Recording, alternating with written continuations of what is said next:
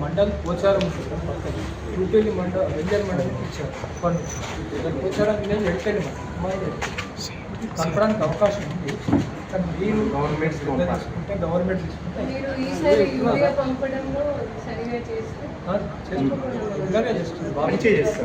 Society మా షాప్లో just మా విలేజ్ ఉండాలి అలా కాదు.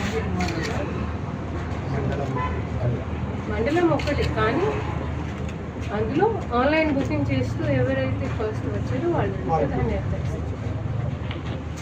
తరలించారు. సో ఇది చేసుకోవడానికి ఎంత టైం పడుతుంది? హాఫ్ అన్ అవర్లో వచ్చేస్తుంది. ఇది ఏమి కానీ వీళ్ళు స్టాక్స్ మెయింటైన్ ఫైనాన్షియల్ పొజిషన్ అంటే వాళ్ళు అక్కడ పెద్ద స్టాక్ రాదు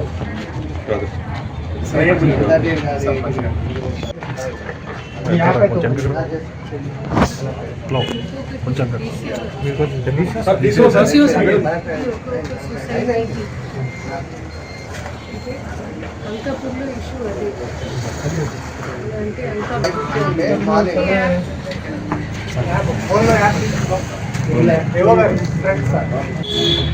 మనం పర్మనెంట్ బోర్డులు రాయించుకున్నాం.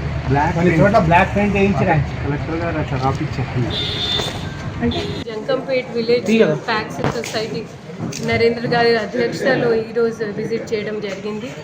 మాతో పాటు జిల్లా వ్యవసాయ అధికారి వీరస్వామి గారు, డిస్ట్రిక్ట్ కోఆపరేటివ్ అధికారి శ్రీనివాస్ గారు, లోకల్ ఎంపీడీఓ, ఎంపీఓ, ఎంఆర్ఓ, స్థానిక ప్రజాప్రతినిధులు వాళ్ళందరూ పాల్గొనడం జరిగింది.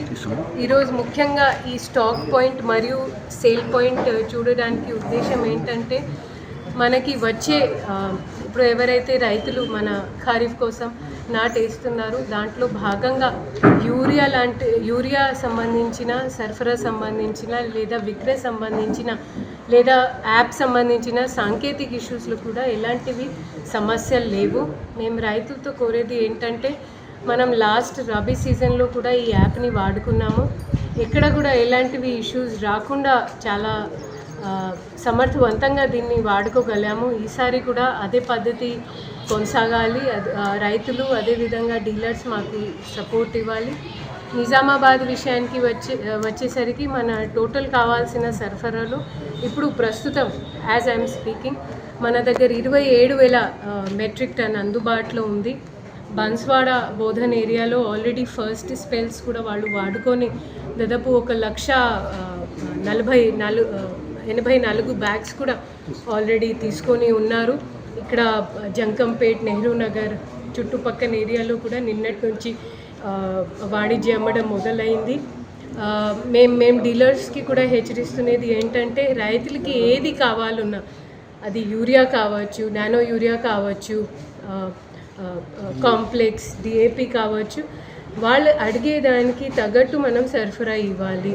మనం ఇది తీసుకుంటే యూరియా ఇస్తాము, వేరే ఏదైనా పదార్థం తీసుకుంటేనే యూరియా ఇస్తామనేది అలా బెదిరించడానికి, బలవంతంగా విక్రయ చేయడానికి ఎవరైనా ప్రయత్నాలు చేస్తే తప్పకుండా వారి మీద, వారి సొసైటీ మీద అయినా కఠినమైన చర్యలు తీసుకుంటామని తెలియజేస్తున్నాను. మేడం యాప్ ఇప్పుడు గుళికలు అంటగడుతున్నారు మేడం బలవంతంగా.